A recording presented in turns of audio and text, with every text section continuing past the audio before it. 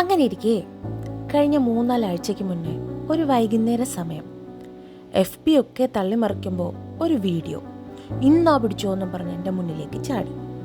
നോക്കിയപ്പോൾ കൊള്ളാം, നമുക്ക് താല്പര്യമുള്ള മേഖല തന്നെയാണ്.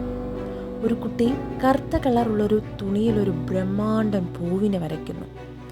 എനിക്കതങ്ങ് ഇഷ്ടമായി, നന്നേ ബോധിച്ചു. പിറ്റേന്ന് തന്നെ കടയിൽ പോയി. സാധാ 40 രൂപയുടെ കോട്ടൺ മെറ്റീരിയൽ വാങ്ങാൻ പോയ എനിക്ക് മുന്നിൽ അതായിരിക്കുന്നു 195 രൂപയുടെ കോട്ടൺ സിൽക്ക്. കറുത്ത മെറ്റീരിയൽ എടുക്കാൻ പോയ ഞാൻ ബീജ് കളറും എടുത്ത് തിരികെ വന്നു. എൻ്റെ മാത്രം രജിസ്റ്റേർഡ് തയ്യക്കാരിയായ എൻ്റെ അമ്മയുടെ അടുത്തേക്ക് കൊണ്ടുവന്നു. കാര്യം അവതരിപ്പിച്ചു. കണ്ടപാടേയും കേട്ടപാടേയും അമ്മ ഭദ്രകാളിയെപ്പോലെ ജ്വലിച്ചു. പൈസ കൊടുത്ത് തുണിയും വാങ്ങി ഓരോരോ കോപ്രായങ്ങൾ കാണിച്ചു കൂട്ടിയിട്ട് അവസാന കൈകൊണ്ട് പോലും തൊടാത്ത അവസ്ഥയിലാക്കും. അമ്മ അറിഞ്ഞുതുള്ളി. അമ്മയും കുറ്റം പറയാനാവില്ല, ഇതെൻ്റെ സ്ഥിരം പരിപാടിയാണ്. അവസാനം അംഗത്തിൽ തോക്കുമെന്നായപ്പോൾ ഞാൻ പറഞ്ഞു, കൂടുതലൊന്നും ഇങ്ങോട്ട് പറയണ്ട, അങ്ങോട്ട് പറയുന്നത് ചെയ്ത് തന്നാൽ മതി.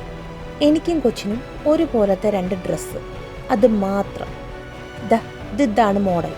കൂടുതൽ പറഞ്ഞിട്ടൊന്നും കാര്യമില്ലെന്നറിയാവുന്നത് കൊണ്ട് 2 ദിവസം കഴിഞ്ഞപ്പോൾ അമ്മ തച്ചു തന്നു. സാധനം കയ്യിൽ കിട്ടിയ പിന്നെയാണ് എന്ത് വരയ്ക്കണമെന്ന് ആലോചന തുടങ്ങിയത്. ഒരെത്തും പിടിയുമില്ല. പണി പാളിയാൽ മാറ്റിവെക്കാൻ മിച്ചം തുണി പോലും ഇല്ല. എവിടെ തുടങ്ങണം, എങ്ങനെ അവസാനിപ്പിക്കണം എന്നൊന്നും ഒരറിവില്ല.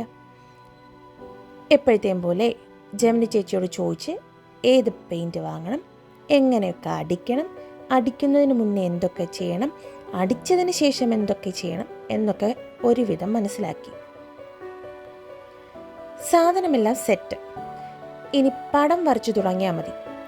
കൂലങ്കക്ഷമായ ചിന്തകൾക്കൊടുവിൽ ഇൻ്റർനെറ്റിൻ്റെ അഗാധതലങ്ങളിലേക്ക് ഞാൻ ഊളിയിട്ടു. ചില പൂക്കളുടെ പടങ്ങൾ അങ്ങ് പൊക്കി. വാങ്ങിയ കളറുകൾ മഞ്ഞയൊക്കെ ആയതുകൊണ്ട് ഏത് പടം വരച്ചാലും മഞ്ഞയെ കൊടുക്കാൻ പറ്റും. അവസാനം ഒരു മഞ്ഞപ്പടം തന്നെ വരയ്ക്കാൻ അങ്ങ് തീരുമാനിച്ചു.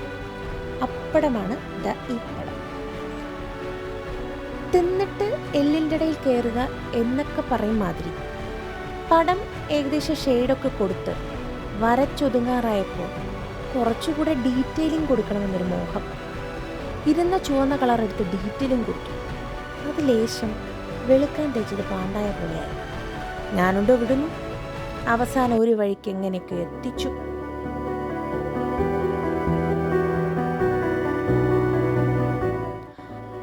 അപ്പുറത്തെ വീട്ടിലെ ഫാഷൻ ഡിസൈനർ കം ടൈലർ ഉള്ളവളുടെ അമ്മ പണ്ടങ്ങാണ്ട് ആടിയോ കല്യാണത്തിനോ മറ്റോ തയ്ച്ച ഡ്രസ്സിൽ മുത്ത് പിടിപ്പിക്കാൻ വേണ്ടി ഞാൻ വാങ്ങിച്ചു കൂട്ടിയൊരു മെഷീൻ ഉണ്ടായിരുന്നു. Bead punching machine. അന്ന് വാങ്ങിയ മുത്തും മിച്ചം ഇരിപ്പുണ്ടായിരുന്നു. എന്നാൽ പിന്നെ കുറച്ച് മോടി പിടിപ്പിക്കാൻ അത് തന്നെ ധാരാളം.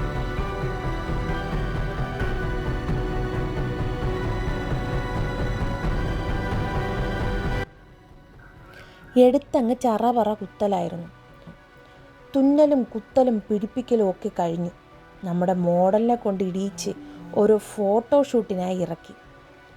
അപ്പതേ അവളുടെ വക ഡിമാൻഡ്. എല്ലാമുണ്ട്, എനിക്ക് മാത്രം ലിപ്സ്റ്റിക് ഇല്ല എന്ന്. ഇനി അതിൻ്റെ ഒരു കുറവ് വേണ്ട. ലിപ്സ്റ്റിക് ഇട്ടങ്ങ് ഇറക്കി 4-5 വട്ടം ഒന്ന് കറക്കി കിട്ടിയ വീഡിയോയും പിടിച്ച് ഞാനിങ്ങ് കയറി. ഇനി എൻ്റെ ഉടുപ്പിലെ പടം വരെ അടുത്ത വീഡിയോയിൽ കാണാം കേട്ടോ. ബൈ.